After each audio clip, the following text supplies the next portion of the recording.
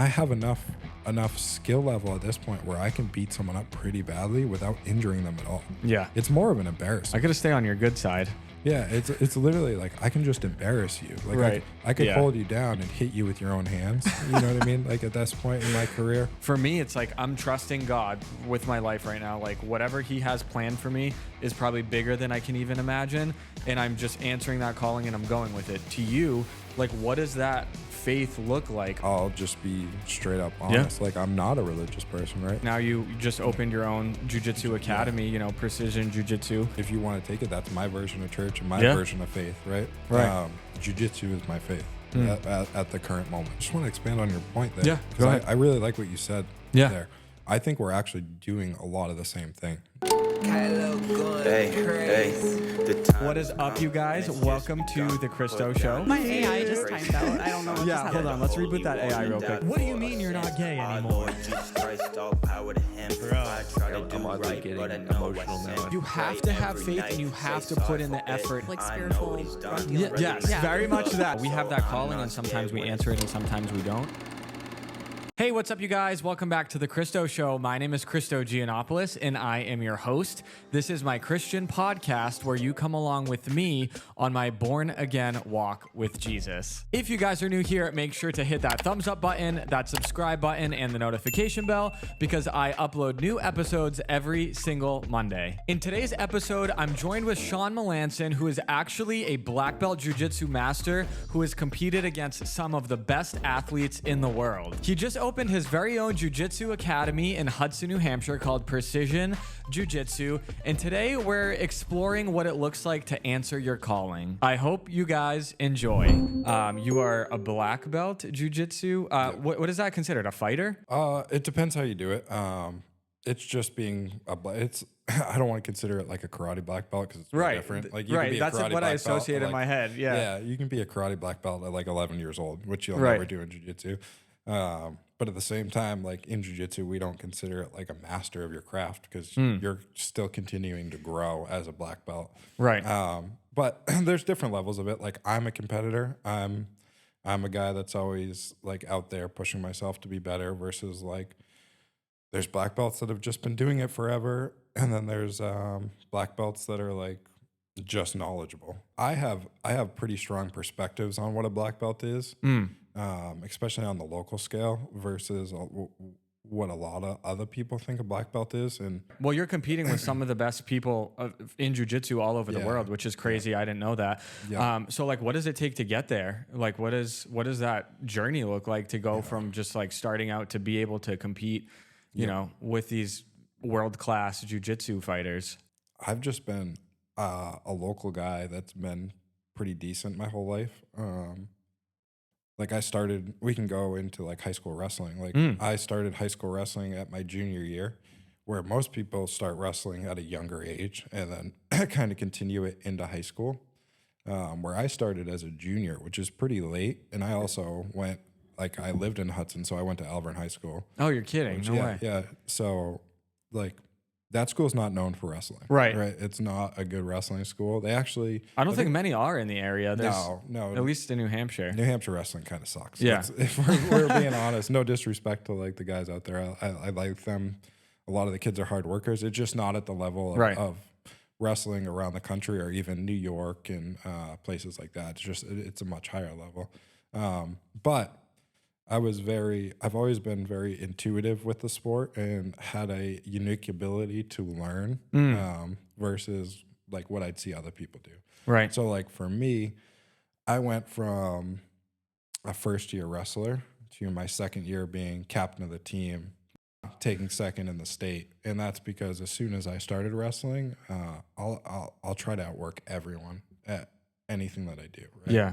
So I would go to wrestling practice and then I'd have mats at my house where I'd bring people over and continue to wrestle. And then usually your wrestling seasons, it's a winter sport. I just wrestled year round.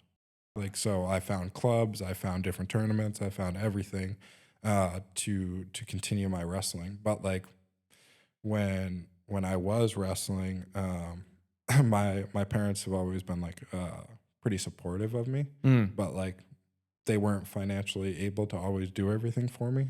So like when I wanted to go to certain wrestling clubs, sometimes I couldn't do it versus like other kids that were able to go to like the wrestling clubs and wrestle. So I had the mats at my house, and Yeah.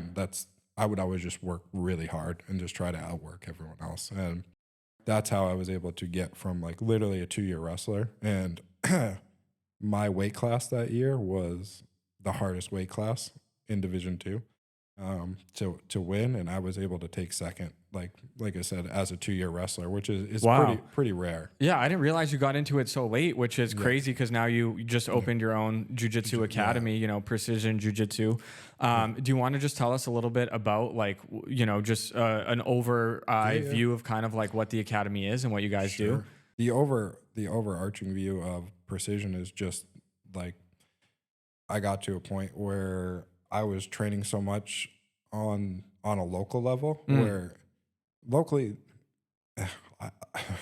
I have to say this without offending people. No, you can offend people. It's fine. Yeah, no. Well, the thing is, like, I have a lot of respect for the people around here and the older black belts around here, and a lot of them are my friends. It's just that jiu-jitsu on the local scene has not kept up with what jiu-jitsu's done in the last 5 years, right? So in the last 5 years, jiu-jitsu's taken a really hard left turn and become very professional. And you got a lot more athletes, a lot more highly skilled people, and it's just been taken to a whole nother level where a lot of people, in my opinion, around here are still stuck in the 90s, where like their whole game, and I know some of this isn't going to make sense to you, but like their whole game is like deep half guard and passing from your knees, which is like makes no sense to me, but I'm sure to somebody it does. If you're a jiu-jitsu player, you understand what I'm talking about. Whereas like we've been trying to elevate jiu-jitsu to a whole nother level, but we were a part of another gym, Aqueous Brazilian Jiu-Jitsu in Bedford. Love those guys. They've been great to me. I have nothing bad to say about them. But again, they're a hobbyist gym. Everyone there is between 30 to 50 to 60. They're all older guys, right? There's a couple young guys. Okay.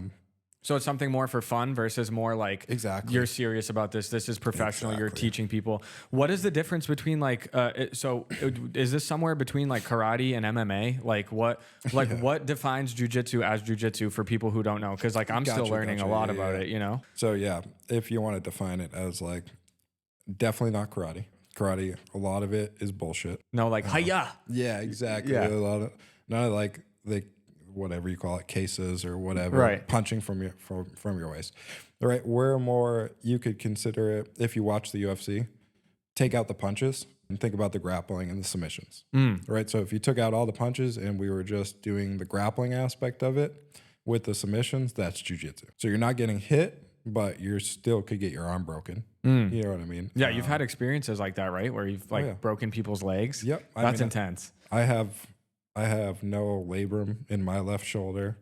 I have no ACL in my left leg. I have slip disc in my back. Like, jeez, man. So all these things can happen, and I'm the kind of guy who like rides it hard, puts myself away wet. You know what I mean? Right. Like You're all in. I don't do a lot of recovery. I have, now that I'm 31, I'm doing a lot more to try and recover. But from 16 to 25, it was all in all the time. Yeah. You know what I mean? And it was like, just fucking go all the time.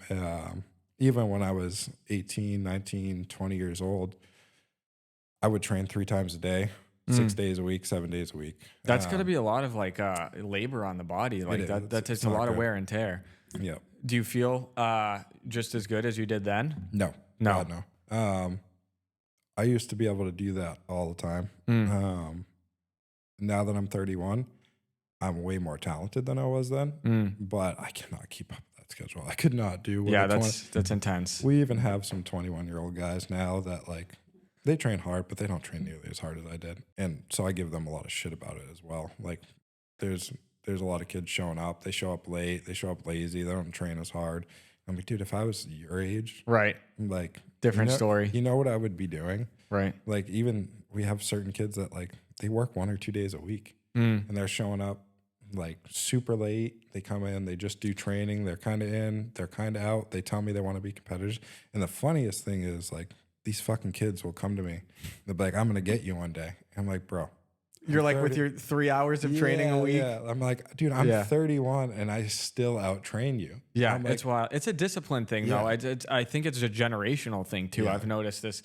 You know, I think it's shifting now a little bit, but, you know, as far as like motivation and like work ethic, I think that's something that this generation has lacked a lot. And that comes from like even parenting and stuff like that. And we don't have to get into all of that. Sure. But I want to get back into kind of like how I met you was through woodworking. So you had a woodworking business. You put up these panels in this studio down here. Yeah, I did actually. So like I film out of my house, and the last couple of years I've been renovating my home. And I think I just reached out to you on Facebook. I was looking for somebody to finish up some work. So I had like my laundry room, like a little cabinet in my master closet that needed to get done. And I just happened to come across Shawn. And I was like, hey, man, like, can you come out and you know, check this project out?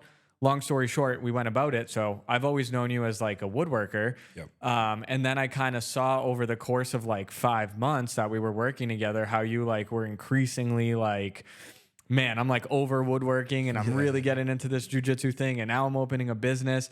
And to me, like it's a very similar thing that I went through kind of with my business. And the best way I can describe it is like from an outside perspective, like I see you and I feel like you're kind of like answering your calling. So I just want you to go back a little bit and touch on like how you even got into like the woodworking business to begin with, and how that translates into you opening this business now. Yeah, funny enough. So I've always told people I'm one of the hardest workers in the room, if not the hardest worker in the room, and I'll outwork most people. But when it comes to a job, I'm a shitty employee. You know what I mean? Yes. Like you asked me to show up for an 8 to 5, good luck. Well, this is a big difference, though. People, a lot of times there's a leader does not do as well taking direction. 100%. You know what I mean? And I feel like the same way. Like I just started helping out at a restaurant like a night a week, and I'm like, damn, I'm a really hard worker, but I'm like, I hate being an employee. Like, you know, some people are called to be leaders. Yeah, 100%. You know, that's how I am. I was lucky enough that my stepdad had a painting business, and you know, he would take care of me in a sense where like I could work when I wanted. So as before the woodworking thing came about, I had been working for him as a painter, and like I didn't love it, but it made me money, and it made it so I could train a lot, and I did a lot of jiu-jitsu, and luckily I was highly talented in jiu-jitsu. So most of the places I would go, I was always able to really train for free. oh, that's nice. Yeah, like most of the places I go, I'd outwork the coaches at a certain point. So long story short, I was just doing some hobbyist shit in my basement, building like, you ever see those like geometric patterns like of woodworking where it's like an X and it's painted in like different colors. Oh yeah. Yeah, it's almost kind of stuff like this. Yeah. So my cousin was like, hey, can you do one of these for me? And I did one. And then like I would do different things like these little tables. I started making them into tables. And I was selling them on Facebook Marketplace, and I was doing it right. And I had a contractor reach out to me. He's like, can you do a built-in? And I was like, you're like, can I? I was like, of course I can. Nice. You know what I mean? Total fucking lie. So I was like, all right, well, now I'm in it. You know what I mean? So I did this job, and I bid. So like, if you're doing cabinetry work, you bid it at like anywhere from $800 to $1,500, like a linear foot, which is what I've figured out now. Back then, I think I bid it out at like $250 a linear foot, which is nothing, right? So that's probably why the guy hired me. He's like, dude, this guy's super cheap. Damn, he's like, built-ins for $50. I'll take 10. Yeah, exactly. So, anyways, I ended up doing the job, and I actually did a really good job. I just spent. I'm a relative overachiever, and I'm very good at like when it comes to jiu-jitsu or anything crafty. I can just figure it out. I'm very intuitive. Yeah, I think we're very similar in the way that like it doesn't matter like what you would do because you have a good work ethic, because you like put your head down and you do what it takes to get it done. No matter what you apply that to, if it's woodworking, if it's jiu-jitsu, if it's whatever, being a movie producer, 100%. you're gonna excel. You know, and not everybody has that. You know, As long as I want to do it. right? You know as what I long mean? as you want If it. I don't Yeah. want to do it, I'm probably going to suck at it. Right, Like, right. I'm not a soccer player. Right. My buddies are like, you want to play soccer? I'm like, sure, I'm going to suck at it. You're like, but I no. don't care to be better than you at it. Right. Versus like the woodworking thing was something I wanted to do. And I was like, oh, I can make money at this. Yeah. Doing it myself. After that, I ended up doing these small media display cabinets that I would sell also on Facebook Marketplace, which are just like a small built-in. They almost look like these, but a little bit bigger. And I would put barn doors on them. So I was doing those, and I was just learning more and more cabinetry type stuff, getting better and better at it.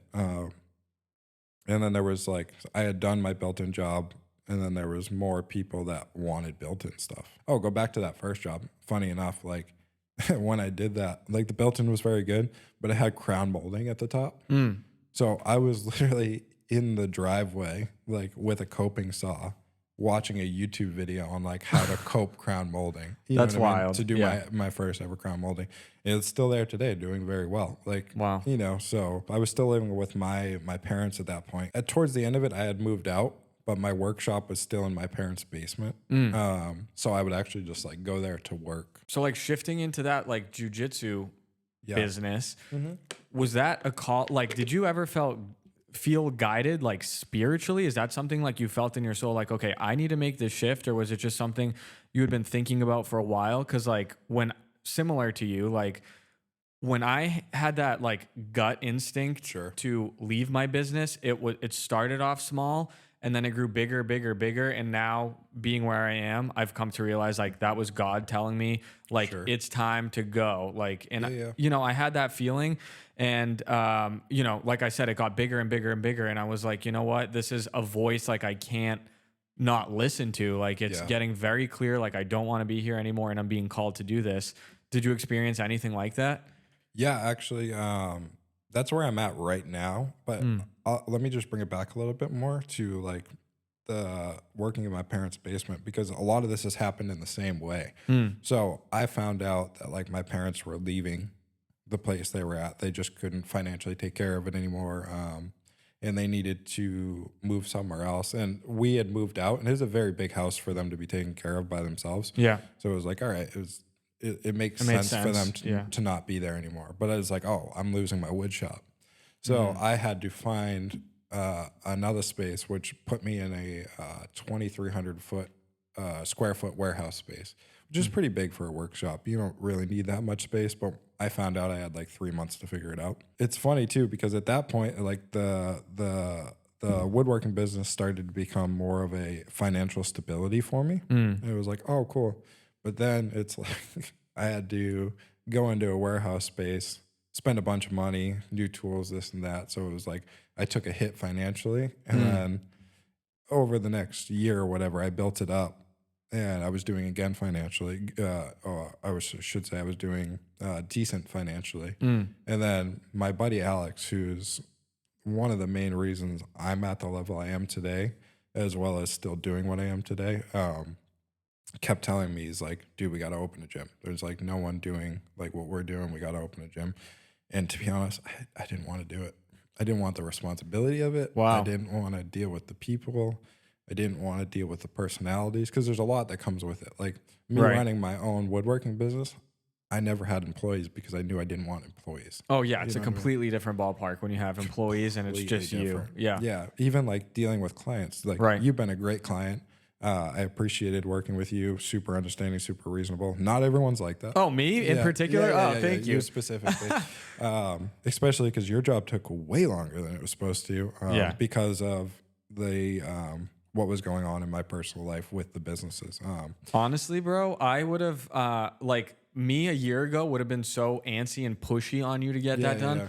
Only this past year, walking in my faith, have I actually like kind of let go of that like control aspect. 100%. And I'm like, you know what? Like I have to be understanding, like you're trying to open up your own business. The world doesn't revolve around me. I'm not the center of the world.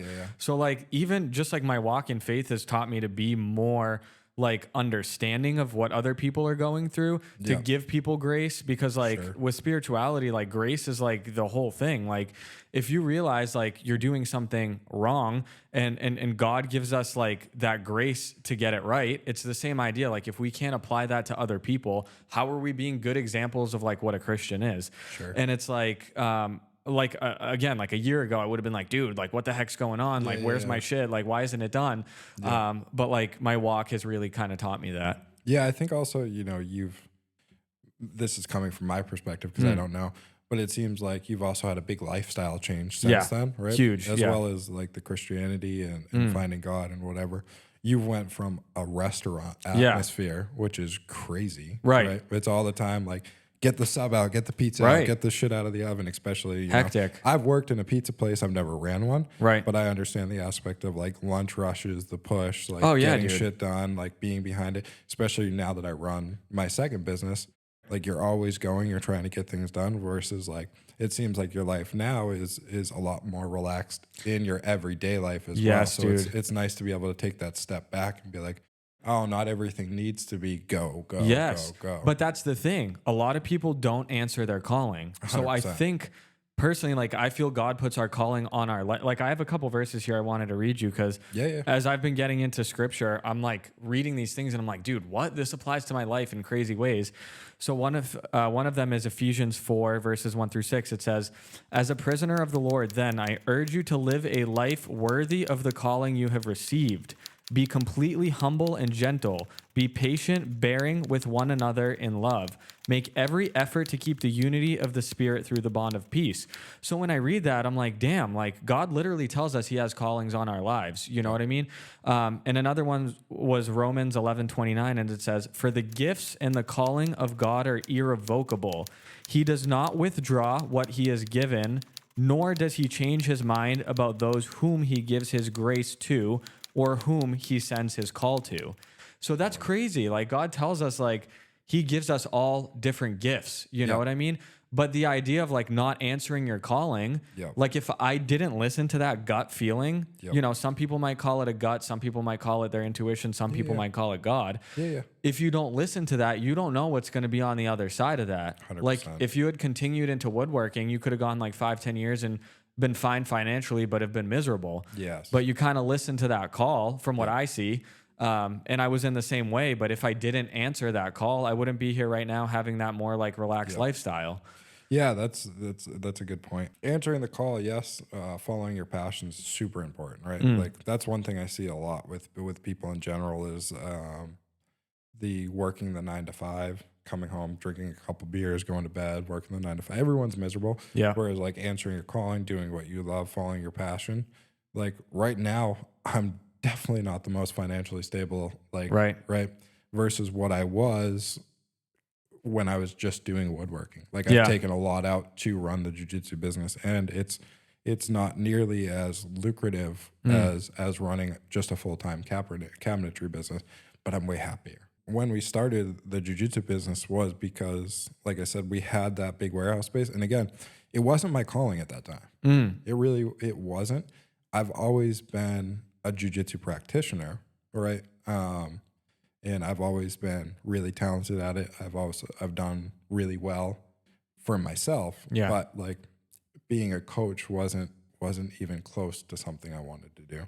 I've talked years past. I'm like, oh, I don't want to open a school. I don't want to deal with the bullshit. But finally, we just realized like this local area is really missing what we're providing, and it's getting better. There's actually a couple schools out there that are my friends' schools that like they're doing some of the things that we're doing.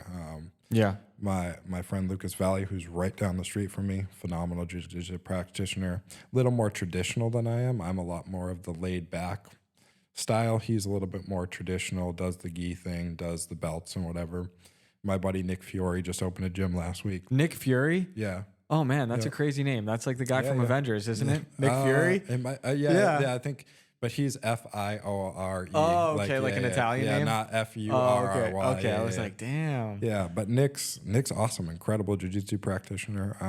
One of my personal favorite people to work with. Just opened up his own school. Wow. Like 20 minutes down the street. So it's funny. We've all opened within like a 30-minute radius of each other. And in my opinion, right now, and again, just my opinion, right, we're the highest level jiu-jitsu practitioners. Now, Right. does that mean we're the best coaches? No, we've yet to prove ourselves out. We're all brand new, Right. But as practitioners, right, we've all competed. So far, we're the ones competing at the highest level, performing at the highest level, at least locally. So, like I said, does that prove out as coaches? I don't know. Will it? Hopefully, yes. But anyways, going back to opening the school, finally I did open it. And at first it was like I was working a ton. Like I made sure the person that like I brought in, Alex, to help me with, I should say the person that was pushing me to open it, he was there a lot more than I was because I would work 80, 100 hours a week doing the cabinetry business. And the jiu-jitsu just wasn't there. It didn't make sense for me to take time out of the cabinetry business to run the jiu-jitsu business. Right. So that started to grow, but still, it was still very small, but I still wanted to focus on being more present with the jiu-jitsu business to help it grow. As well as like that pushes me more later to do more social media, more promotion, more advertisement, more everything. But I did the whole don't ask, but ask for forgiveness. How's that saying go? Like, I didn't ask my landlord to put a jiu-jitsu gym in my wood shop. Oh, okay. Right. So I waited for them to find out. Right. You just went for it. Yeah, exactly. I was like, I'll ask for forgiveness after. After, right. Yeah. So wasn't the best idea because it's not on my lease, right? So we had the jiu-jitsu business in there and like Out of the wood shop? out of the wood shop. No way. Yeah. So I put a wall up. And Okay. I put all my tools on one side. I put the mats and everything on the other side. This was Precision? This was the original Precision. Oh, you're kidding. right? I didn't know that. Which was like, all right, it was kind of an academy, but also it was in a wood shop. Right. So it was like, Yeah. you literally, it was in Nashua. So you had to drive over the train tracks and then you had to take a right down a dirt road. And there's a homeless encampment on your left. Oh, man. Right. And this dirt road, the homeless people every once in a while would just leave shit in the middle of the road. So Oh, like you're there could be kidding. a shopping cart, there could be an AC that they were trying to Oh, rip the geez. copper out of. Yeah. All in all, just a horrible like look. Right. Right. So if you were super serious about jiu-jitsu and you wanted to learn from Alex and I, Right. You'd be like, what? it was, well, those people would come in. Yeah. But like if I got a phone call from like a girl Yeah. who's like, oh, I just want to come in and train self-defense. Yeah. You're like, you just have Yeah. to go around the carriage Yeah. through the AC Yeah. back into this sketchy building that's Exactly. half a wood shop. Yeah. and that then makes you sense. have to pull up to a loading dock. And then I need you to walk through Oh, my gosh. the white door. She's like, am I getting human trafficked right now? Exactly. I'm like, I need you to walk through the white door and then the gray door and then down the dirty hallway. Oh, And no. then where the blue door on the right. Just not a good look. Yeah. Never would sign those people up, by the way. It was very rare. Oh, my goodness, man. But totally different environment. Yeah. But long story short, my landlord had like asked me about it and then he okayed it. Right. And then I don't think, this is my opinion or my guess, is like our space was not zoned to Right. be able to have a gym. Well, I think it's like if somebody falls and like breaks their neck there, it's like a liability thing. So right? I had insurance. Okay. So either way, but like we didn't have, we had one door and I'm pretty sure you need like a second egress, like for Oh, yeah, to there's have a a, lot- community right. gathering of people, just certain things that Right. it wasn't zoned correctly for. So it was like all of a sudden I got this email from the landlord after we had talked about it and he kind of okayed it. Like they kind of told me it was on a trial basis, but 7 months later we're still doing it. So I figured the trial was You're like, over. wow, this is an extended trial. Yeah. So I get an email and they're like, you have 15 days to get the jiu-jitsu gym out of there. Oh, geez. And I was like, there's no fucking way. Yeah. And at that point I hadn't taken a full step back from woodworking, but I had slowed down on So, woodworking. yeah, this is probably around the time where like me and Yeah. you got introduced. Literally Right around that relatively time. really Okay. close. Yeah. Really close. I had spent a lot more time focusing on growing the gym because we had students at that point. We were doing well. And I had found out I actually do like coaching. It was really cool to see my guys progress and do better and like see that they were talented, especially like watching watching other schools come in and be impressed by our jiu-jitsu, and like we've created a community that's different than like what everyone else is doing. Like we've brought so many people together. I think since we've opened, we've brought over 400 people into our gym, which is insane. That's crazy. Like I have a stack of waivers like this. And It's you have like kids, women, men, like all age ranges. Yeah, we have a bit of everything. But that being said, anyways, they tried to tell me, yeah, you have 15 days to get out of here. So I like marched myself into the office and I was like, there's no fucking way. I'm like 15 days. Like you guys got to give me some leeway here. I'm like, you can't. I'm like, you let us stay here for a certain amount of time. Like we're an established business. You can't crash my whole business in 15 days. Right. Like it's not like I can just close down and then be like, find a place and open up. Oh yeah, that's not realistic. Like usually I think at a minimum it's like 30, you know? Yep. So I think that's what we ended up switching to, is like 30. And all in all, it took like 60. I just kept playing a game of being like, we're working, we're looking, right. Which we honestly were. But it was like I was dealing with a realtor, and then like that space was my first ever commercial space, the warehouse space. So like when they gave me a lease, I just kind of signed it. You're just excited. You just want to get in there and like an idiot. Yeah, right. Luckily, their lease was pretty straightforward. Like I read through it, pretty straightforward lease. The new lease, I was like, Jesus Christ, this thing's 57 pages. Oh wow. So it was like I had to hire a lawyer, and then I had to deal with lease negotiations and stuff like that. Yeah. So that in itself took like a month just to negotiate back and forth on the lease. But, you know, we did, going into talking about the lease, we ended up finding an amazing space in Hudson that's right off of 102, which is a main road, right? And if you're going from Hudson to take the highway, for the most part, like anyone, Litchfield, Wyndham, Pelham, can come to that intersection where we're at now and have to take that to go up to 93. Because you guys are propped up on like a hill, right? So you can kind of see it. You can look up. It's an amazing location. Yeah. But also it was also a giant commitment for me. At the other space, while I did open the gym there, it didn't feel like a commitment. Right. Because I had already been paying the rent and everything with the woodworking business. So it was like, if the jiu-jitsu thing didn't work out, it's like, whatever, I only have so much invested in this, whatever. Like, we got lucky. We were hooked up with mats, hooked up with wall mats, hooked up with a lot of this stuff. So it like, out of pocket didn't cost me a lot of money to get that small. Like, I put up some studs and drywall. And like, I didn't even paint the drywall for the first 4 months. I was like, I'll paint it if I get students. You know what I mean? I'm not going to even take the time to paint it if I don't get students. You got to start somewhere. Yeah, and that's basically what we do. You can go back on our Instagram and watch old videos and just fucking tape drywall, tape this, and then you know, we grew from there. But yeah, moving and finding out I had a very short period of time to move, just kind of like I did with the woodworking business. It was like, now I got to take a big financial risk, which was stressful. That's the thing. Like going into that new business, you're going all in. You know what I mean? Yeah. And we're in similar situations where we're kind of like, this is where for me, truly, like now I understand I'm relying on my faith. Because like I don't know what's next. You know what I mean? I'm just trusting. And sometimes like that's all we can do is like we have a calling, we answer it, and then we have to like trust. Because like if you doubt yourself at every step of the way, and like you don't have that faith, then you're gonna start, you know, setting yourself up for failure. So like what is it that like are you just like, because I know you're not necessarily like a religious person, like you might not subscribe to anything. Like what is it that you believe when you're like, for me, it's like I'm trusting God with my life right now. Like whatever he has planned for me is probably bigger than I can even imagine. And I'm just answering that calling and I'm going with it. To you, like what does that faith look like? Are you just relying on like your own like willpower? Like what does that look like to you? I like that the way you're phrasing it as like God has a plan for you. I've never so again, like I'll just be straight up honest. Like I'm not a religious person, right? Like you are. And I don't have a problem with religion. I think if one day I find religion awesome, if I don't, it is what it is, because I don't care for it right now. You know what I mean? I don't feel like I need to have it. But I've always been a person that's very self-reliant.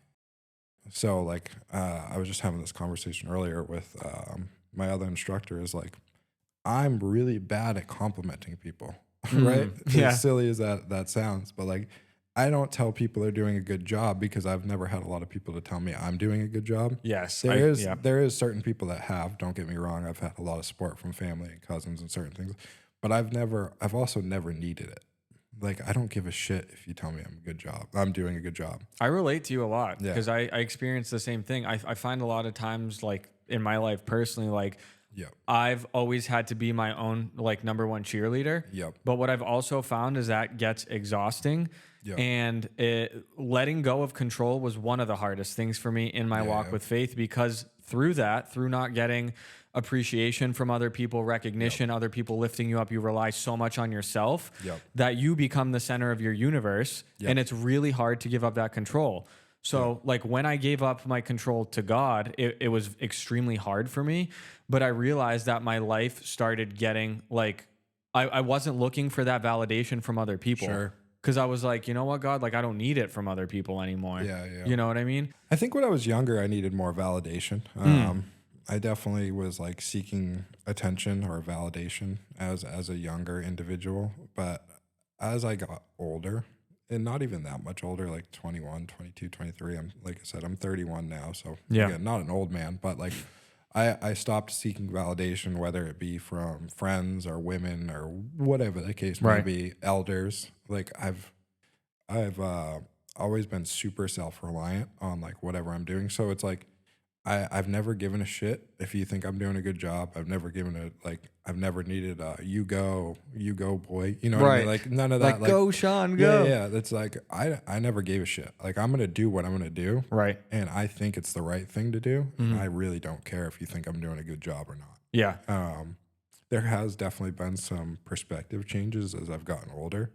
Like I used to really not give a shit about other people's opinions, and in a different way where it could come off disrespectful or rude or cocky or arrogant. Right. I've definitely had those things as well where I've changed a lot. Yeah. As well as like just meeting my wife has changed a lot about me. Incredible person, like incredible family life, incredible like certain things that I didn't have, she has. Different perspectives that she has. She's been a rock for me in my life, as well as just somebody who's helped me grow a significant amount in my life. Like when I was 14, 15 years old, like I've always been an athlete into sports. Like I played football from the time I was like 5. I wrestled through high school. I played football in high school. But I was a shitbag too. You know what I mean? Like I was a troublemaking kid. I'd get in fights. I got arrested at 18, 19 years old. Just dumb stuff. It's like a maturity thing too, you know? Yeah, maturity is a big thing. But like I said, my wife gave me a lot of perspectives and insights on like things that were missing either in like, I don't want to dog my parents or anything. My parents are great, been supportive, but different family things that were missing in my home life that like, her family atmosphere is much different than what mine was. Right. Versus like now that we're together and we're married, I feel more a part of her family than I do my own. Wow. That's I mean, that's more common than you think with couples. But that's nice that you have that like counter side to balance you out. Sure. You know what I mean? Yep. And sometimes we need that other person to give us perspective, because like in my life, like I have a very small circle. I have very few friends, but they're the ones that can keep me in check. You know what I mean? Because it's very easy to get like very tunnel vision with your life and like not see it outside of your perspective. Do you carry some sort of like faith with you now, or are you just still kind of like relying on like your own willpower? I think it's there's no faith in something else, I guess I would say. Yeah. But like right now, I know when I think about it and I go, is this the right thing to do? My brain says yes. Right. Like I feel like I'm doing the right thing. Like it went from booking your job. Yeah. Literally like the job I did for you. I was the last, like one of your last jobs? One of my real last jobs. Yeah. It went from like trying to book big jobs and make money doing cabinets to a very short period of like, oh, I'm going to work my ass off to make this jiu-jitsu thing like my primary source of income, and just like make it my life, right? I went from like, oh, like I do jiu-jitsu, I trained every night, but like it went from like literally like I'm doing it. I have a small school to like, oh, this is going to be my life. The woodworking, fuck the woodworking. I'm done with the woodworking. The woodworking is bullshit. To like, You're just in a over very it. short period, like Yeah. it was a very quick turnaround, but I knew what I was doing was correct, and it's showing Yeah. itself in many ways. And Yeah. could you relate that to faith and believing in something? Sure. And if I did believe in faith, this would be a good way of showing me that could be a way of doing it. You know what I Right. mean? Yeah. This could be that. I'm open to all options. Right. You know what I mean? In that aspect of it. But there's one thing that like you could use the phrase calling. I know it's the right thing to be doing. Right. Yeah. It's Like like a gut instinct. That's Yeah. what it is. It's like Yeah. all of a sudden I've put in a bunch of work into the business, that business, as well as like just social media. It's the same business, but like using my social media to promote the business. Like, Right. we moved from Nashua to Hudson, and we had been open about a year, and we had 17 students. Since moving into the new space, it's been 2 months, maybe a little over 2 months. We have 41 students. Dude, So- that's the proof is in the pudding, as they say. Yeah, like 150% increase. Insane. I started promoting my own social media, which is just jiu-jitsu, but it's instructional jiu-jitsu. So I'm offering not as in-depth as a class where you come to my school, right? But I'm trying to grow our audience, grow even just some online coaching, because that'll be another way for me to make money, Right. right? If I can even start, like, there's guys that do Patreon pages and stuff Oh, like yeah, that. for You know sure. what I mean? Yeah. So I'm like, all right. I already had a small following just because people know me from jiu-jitsu. I used to fight MMA, and friends. But I had about 3,500 followers. And in the course of about a month and a half, I'm about to break like 8,000 followers. That's And huge, man. in the last, I think it's the last 3 months, I've done like over 2 million views. That's nice. Versus like, posting a Yeah. reel, and like before that, you'd post a reel for fun, whatever it was, Right. fishing, my wife. Right. But you get like 100 views. Like my last video is right now about to hit like 20,000 views, 700 saves, 200 something shares. So it's like I'm getting the reach of what Yes. I want, and finding out like, okay, if I put all my energy and my passion into this jiu-jitsu thing, it's going to work out. Like Right. it's already starting to work out, but like, it can really become something special. This is in faith what we call like the fruits. Yeah, Like the yeah. Lord says, like you will know people by their believers by their fruits. Yep. So like you're seeing the reap of your harvest, you know what I mean? Yeah. And that's always a good indication. Like I'm not saying like immediately things are gonna go your way and you're gonna know that's Sure. right. But like if you're putting your effort in and you're seeing things are like drastic, like this is confirmation for you that like you're going down the right path. Yeah, yeah. You know what I mean? And your logo or your motto is iron sharpens iron, which is crazy because like I don't know if you knew, but it's a you know something that like is talked about a lot in the Christian faith. Essentially, iron sharpens iron means like your community builds each other up. Like you need other believers to keep growing you in your faith. Like you need that constant thing. So like, what does that mean to you in your world? The exact same thing. Same thing. It's literally the exact same thing. So a lot of it was like, when I talk about those guys like Nick Fiore, Lucas Valley, Alex West, all talented jiu-jitsu practitioners, probably the most talented in the area, Yeah. all working separately, right? So you got like Nick over here, Lucas over here, Shawn Right. over here, Alex over here.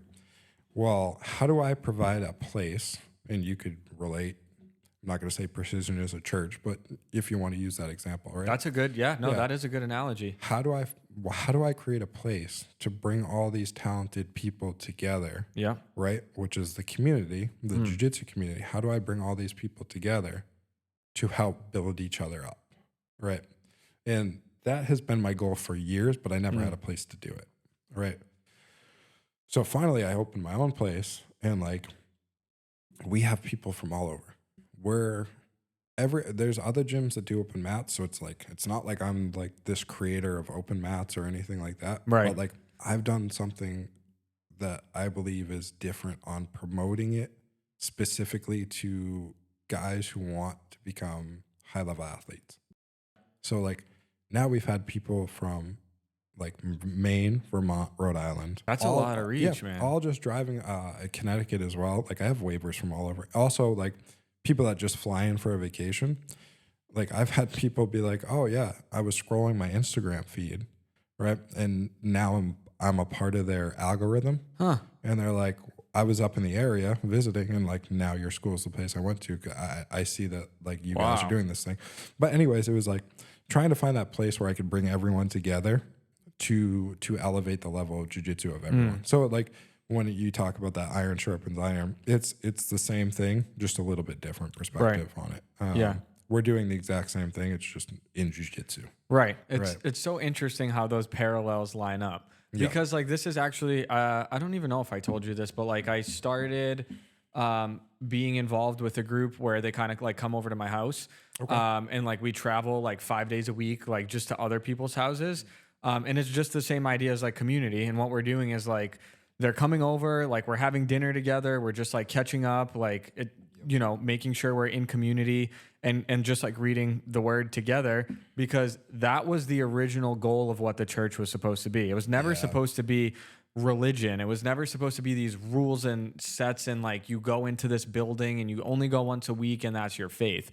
Like, you know, you're practicing jiu-jitsu every day. If you're not walking out your faith every day, then you know, it's the same idea. You're never going to grow. You're never going to be, you know, finding new revelations or things to help you in your life. So this whole idea of community is so important, and it might not look identical to what I'm doing at my house, but in a way, like you have your own, like you said, church, like it's the same exact principle. And I think sometimes people like think it's this some like far off cringe thing, but like what you're doing is like you're bringing people together under one common cause. Like you guys are just like, you know, being benefit to one another, growing each other. And it's the same idea. You know what I mean? I just want to expand on your point there. Yeah. Because I really like what you said there. I think we're actually doing a lot of the same thing. We are, without you realizing it. Yeah, just slightly different ways. But like we're bringing community together. Yeah. We're providing a place for people to be comfortable as well as be a part of something and be a part of something bigger than themselves. Yes. Right? Yeah, absolutely. So I think we're doing a lot of the same. It's just that's, if you want to take it, that's my version of church and my version of faith, right? Right. Jiu-jitsu is my faith at the current moment. Yeah. You know what I mean? So like that is my version of it. Yeah. But I think we're doing the exact same thing. We're just in different roads. ways. Yeah, different roads doing the same exact thing. Right. And maybe at the end they all lead to the same place. Yeah, dude, who knows? That's like I said, I'm open to everything. Yeah. I'm not a very closed-minded person. I'm very open to different perspective, different ideas, different ways of thinking, and however I can make myself better as well as make others better. Yeah. But yeah, so we have 3 instructors, myself, Alex West, and Steph Fritz is our women's instructor. They're great. Like Alex is incredibly talented jiu-jitsu practitioner.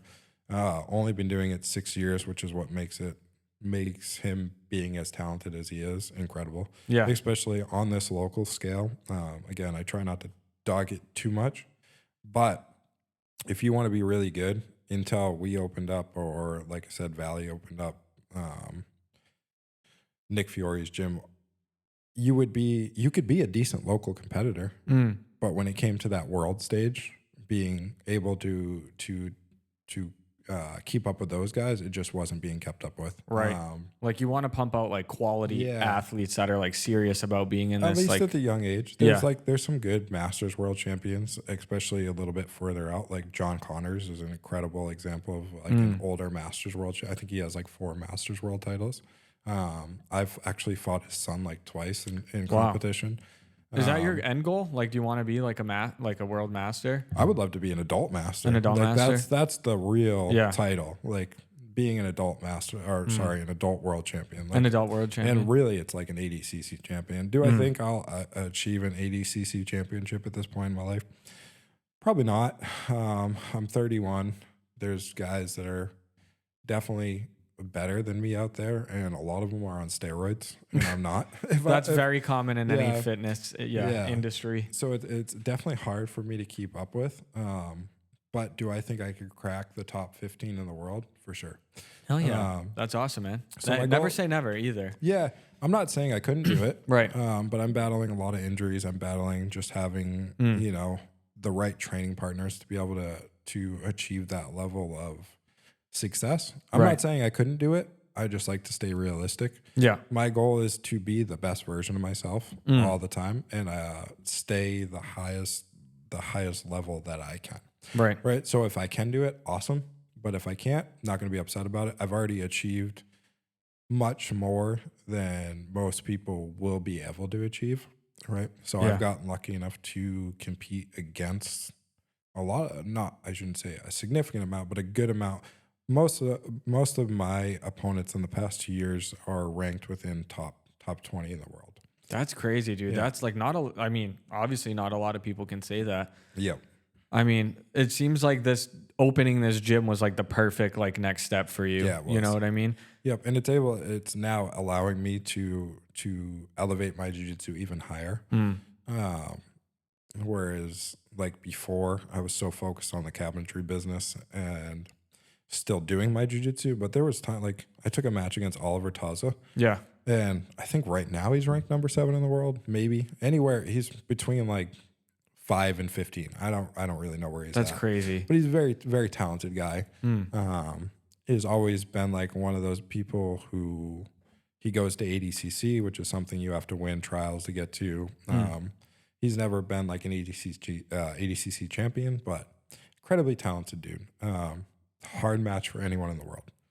I took that match and I think I trained like 1 or 2 days a week for it. Wow. Like, That's it? That's all I had. That's all. Wow. Because I was so heavy into the woodworking business. And Sorry, I don't mean to cut you off. Is jiu-jitsu something where you have to like cut your weight to meet a certain class is. type? Yep. It is, same Yep. thing. so like I had to make 170 for that match. And Wow. like right now I'm sitting 190 pounds. So Oh, like dang. think about, I was a little bit smaller back then. In the past 2 years, for some reason, I don't know why, I put on at least like 10 pounds of mass. Huh. It came out of nowhere. Like I haven't done anything differently. Weird. Maybe In just the past month, I've changed my diet to a keto diet, which is, we can talk about that if you want to. It's been great for me. Oh, But, really? like, I hear a lot of people say Yeah. keto's good. I've never really Yeah. focused in on it, But I don't know why I've amassed like 10 pounds. I don't know if it's turning 30. I was You know going what to say mean? maybe Yeah. it's just an age thing, a Yeah. maturity. I've also found like I'm going to the doctor's tomorrow. I have a slight odd like hypothyroid problem going on. Oh, so I that think could that be, could be yeah. it. And it's something that never showed up in my blood work before. That was something very recently. Huh. So that could be it too. Yeah. I only I'm ask because like I've seen videos, like you've sent me videos of Yeah, like yeah. guys like crushing people, and I'm like, yeah, damn, yeah, if I yeah. ever want to try this jujitsu thing, I'm gonna Yeah. get like snapped in No, half like a you'll- toothpick. Yeah, no, you'd be fine. That's the thing too, is like we promote a highly competitive environment Yeah. as well as a highly like an incredibly safe environment, right? Right. So like if someone like you walks in, like Yeah. you're not gonna Little old me. we're not sticking you with 250-pound monster as your partner. You know what I mean? We're really good at picking the right people for you to train with, so you can stay safe. And like we try to, what we do differently, in my opinion, is like we don't treat everyone in the class the same way. You know what I mean? Like I know your goal is your goal versus like what's Alex's goal, what's Joe's goal, what's my goal, right? Well, if your goal is just to come in, get a workout in, learn self-defense, like, well, I don't need you to do 10-minute rounds at the end of the night Right. and try to kill yourself. I Right. don't need to stick you in with our high-level competitors to get your shit smashed in. You know what I mean? Right. No, that's good. So, It's more yeah. personalized to each person, which is where key. it's like sometimes some people don't do that. They stick everyone together and they make everyone. And sometimes I think there's a disconnect with our school that's some things some people don't realize, because there's people that are scared to walk in our door that have been for doing sure. jiu-jitsu. Yeah. Because it's an intimidating atmosphere. Right. Where it's perceived as highly competitive, which it is. Don't get me wrong. It's a highly competitive atmosphere. But not everyone's required to meet that level of competitiveness, if that makes sense. Right. So we want to provide that competitive atmosphere for everyone to be a part of. Yeah. But again, we don't need everyone at that level. Like we can have new people. We can have white Right. belts. We have a small 120, 130-pound woman in there that trains every night. She's fine. What's that progression look like from like a white belt to a black belt? How long does that typically take to achieve for like an average person? Average, if you take like average, 8 to 10 years. Holy moly, dude. What? Yeah. I thought you were going to say like maybe a couple years. Yeah. 8 to 10 is crazy. Yeah, 8 to 10 years. Wow. So it's discipline. I mean, you really got to be. It took me, I got my black belt at 29. It took me about 10 years. Wow. Yep. Props to you, man. And I was a talented guy. You know what I mean? I was more talented than the average person out there. Like when I was a blue belt, I was beating up all the blue belts. When I was a purple belt, I was beating up purple belts, brown belts, and black belts. You were always ahead of your belt. I was always ahead right where I was at, but I was also a journeyman, so I would jump a lot of gyms. So I never really stayed with one gym because I was always just looking for higher and higher level competition. Yeah. So I got my belts from like all different gyms. I never was someone, I could have probably got my black belt faster. Right. But if it's a respectable gym, they're not going to just give you belts. Oh, you know for sure. Yeah. So like, what would you say is, I know you're very into being a new business owner as far as like this being your standalone thing now. Like, what has been the hardest part for you? Like, what's some advice you'd give to people like, you know, like us that have been in business or like are starting businesses? Businesses themselves is really just believe in yourself and believe in what you're doing, and always like be willing to outwork everyone else. So, like for me, I'm highly competitive in certain ways. Like I'm not the kind of competitive where I feel like I have to beat you at everything, and I'm also not a sore loser. So I hate when people use the word competitive for themselves, and it gets related to like if I were someone who lost, I'd be a sore loser or something like that. Because I'm not that kind of person either. Yeah. Like, but like I had something stupid as like I had heard from a friend that another jiu-jitsu business owner had a couple bad things to say about me, which just lit a fire under me. Just recently? This was after like opening the new school, right? But just it had been going on for a little while. But I was like, I'm gonna be better than you at everything, right, dude? You know it sparks a fire under your so your just ass. like stupid shit I did. I was like, I'm gonna get more Google reviews than you. I'm gonna get more followers than you. I'm gonna get more students than you. I'm gonna grow. Like it was a stupid competitiveness thing, right? But like it was all stuff I was gonna do anyways, right? But like it just pushed me in a different way to be like, oh, I'm going to do everything better than you. I'm going to make everyone want to be a part of my thing and not want to be a part of your thing. It's so cliche, but they say like haters are your motivators. You know what I mean? That's so true. That's the thing. It's really just believing yourself. But I'm also, as well as like that being a competitiveness thing, I'm willing to outwork you. If there's 7 days in a week, I'll work 8. You know what I mean? I'm willing to outwork you. Yeah. Like, good luck keeping up. Right. Like, if I see you're doing something, I'll do it twice. Like if you're posting on Instagram once a day, I'll post twice. If you're promoting your class a certain amount of days, I'll promote more. Like it's fuel to your fire in a way. And I don't feel like I'm in like a lot of the local gyms. I actually try to promote them myself. You know what I mean? They're my friends' gyms. One thing I've really found out with jiu-jitsu especially is there is going to be people that come in for like our environment, a competitive environment. Not everyone wants to be a part of it. There's different schools of thought and there's different ways to do it. There is certain people that are going to fit in very well at my gym.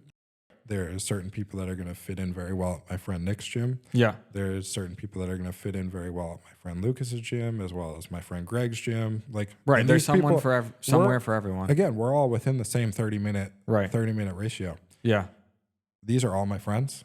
I want to see them do super well as well. Like, so I just think that there's going to be certain environments for certain people, and whoever wants to be a part of it, awesome. And who doesn't want to be there doesn't need to be there. You know what I mean? I have certain guys that train at other gyms that come in and cross train with us. They have a good time, but their home is their home, right? And then they're coming in here. So there's just different perspective, different schools of thought, different ways to do it. But I think no matter what, when it comes to the business, you should just be trying to outwork everyone all the time. Oh, absolutely. Right? Even my buddies, like I don't feel directly in competition with them. Yeah. But no matter what, I'm trying to outwork you all the time. It reminds me of my brother and I both had restaurants at the same time. Yeah. He was like 15 minutes from me. Yeah. And we were constantly like, I feel like just that tension. It's that idea of like competition drives innovation even. You know, just like he was like, oh, my sales are up this week. And I was like, all right, I'm going to get them up even more. You know, it's the same kind of idea. And it's not out of a place of like pettiness. Like maybe at some points it was.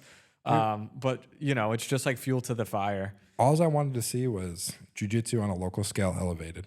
Yeah. And it just seems to be that's happening. Everyone wants. As soon as we opened, we're like the only school that does no-gi. Like, what is that? Specifically. So if you look at jiu-jitsu, if you look up just Brazilian jiu-jitsu, you're going to see someone in a gi, which is like a kimono, like in karate. Right. It's just that thick, that thick fit outfit, right? Yeah. Where you wear a belt. We don't wear any belts. Like, so it's more of like rash guards and shorts or t-shirt and shorts for somebody new. Like, so no gi is just without the gi. So the word no gi means just no gi. Yeah. No gi. Okay. Yeah. So we were the only ones. We're the only ones that are no gi. Besides, like, I will say Aqueous, the place we came from, was a gi school. And as Alex and I were training there all the time, it actually progressed into a no gi school. Really? What difference does that make as far as like? Yeah. The only difference it makes is it's no gi is definitely a faster paced. Okay. It's a faster pace, and it definitely can be better for younger people. It's more, it's to watch. It's way more entertaining. Like the gi, I could, like, you're wearing a t-shirt and pants right now. I could grab you and just hold you, right, with a gi. Versus no gi, I have nothing to hold on to. Okay, got it. Right, so it's higher pace. It's definitely the way the sport's going is no gi. But there was no gi places, so we opened up. Schools started opening up more. A lot of schools did gi, and like they would do 1 day of no gi or 2 days of no gi. Now there's schools doing 5 days of no gi. So you think the trend is going to be it's trending over, as well as like we were really pushing. I let a women's instructor come in and stuff, and we were pushing a lot of women's open mats and like trying to get more women into the sport through her. We've seen a lot more women's mats open up. Women's open mat, like I said, we've seen a lot more no gi classes open up. Primal, who's my buddy Nick's school, he's specifically no gi as well now. So he's another no gi school, which is cool to see. See more people coming in, elevating the level of jiu-jitsu. Now, as a business, you're like, oh, this is more competition for me. Is what it is. You know, that again, that competition drives innovation. Yeah. Right. So I'm going to continue to elevate, just like like I see more.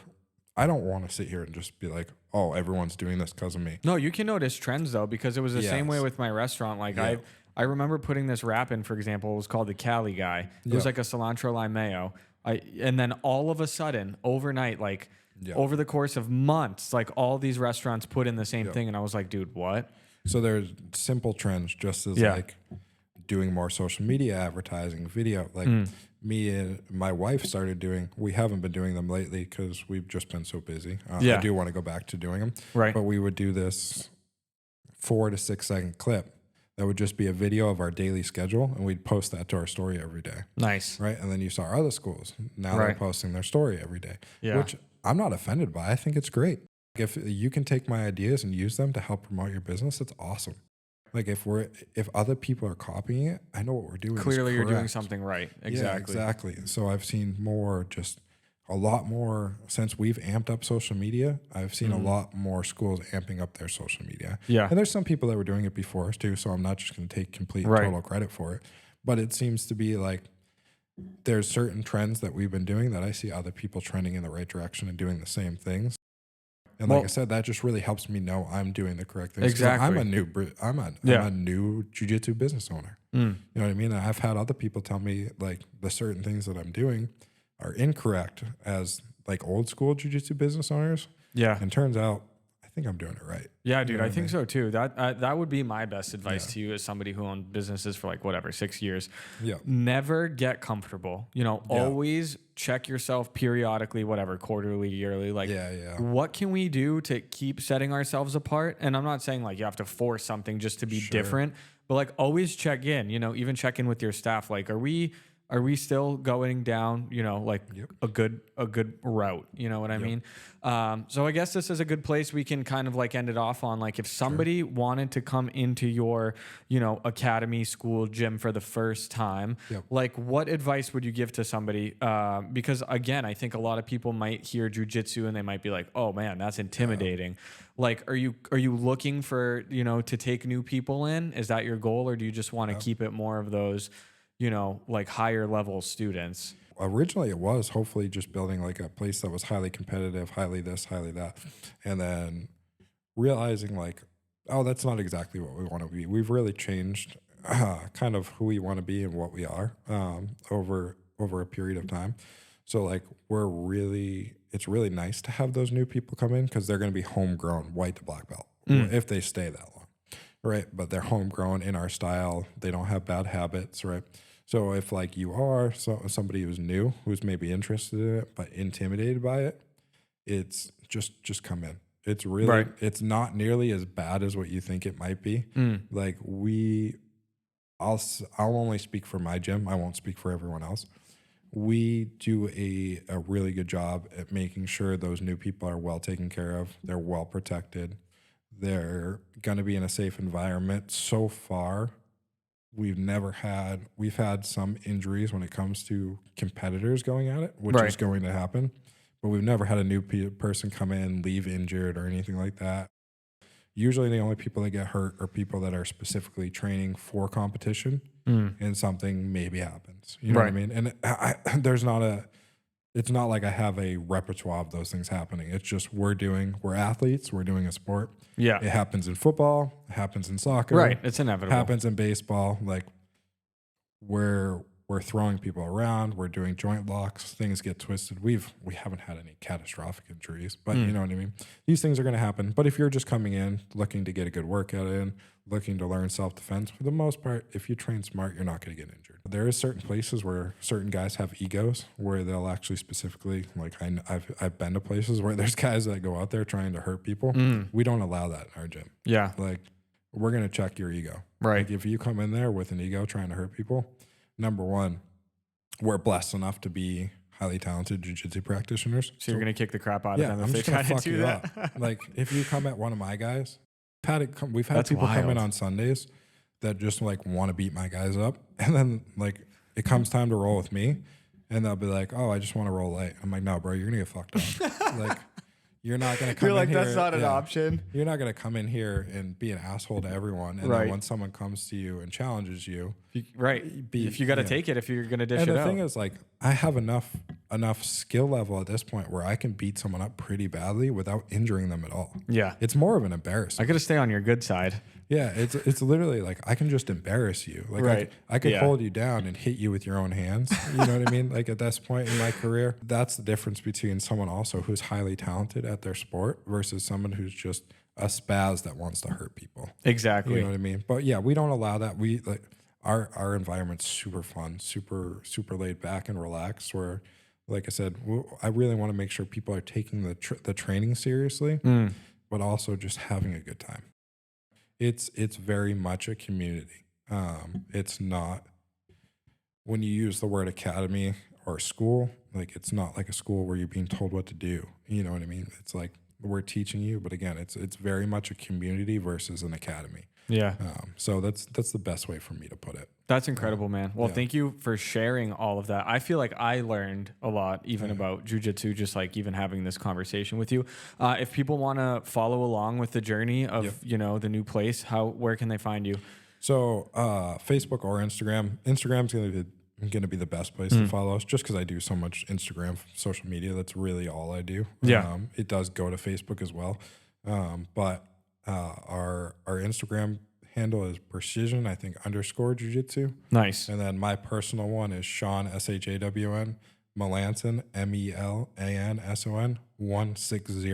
And that's where I do a lot of my social media promotion when it comes to just the jiu-jitsu aspect itself. Yeah. Like if you want to learn some basic jiu-jitsu, you can do that on my personal page. I do connect some of that to the precision page, but that's my personal stuff. And then if you wanted to follow the precision journey itself, that would be the precision page. So we have both. Perfect. I'll put all the links in the description as well. Like if you have a website, all of the social media. Thanks for coming on, man. I really appreciate you taking the time out of your day. Yeah. If you guys are new here, please make sure to like the video, subscribe to the channel, and turn on that notification bell. I upload new episodes every single Monday. Thank you guys so much for watching. I will see you in the next one.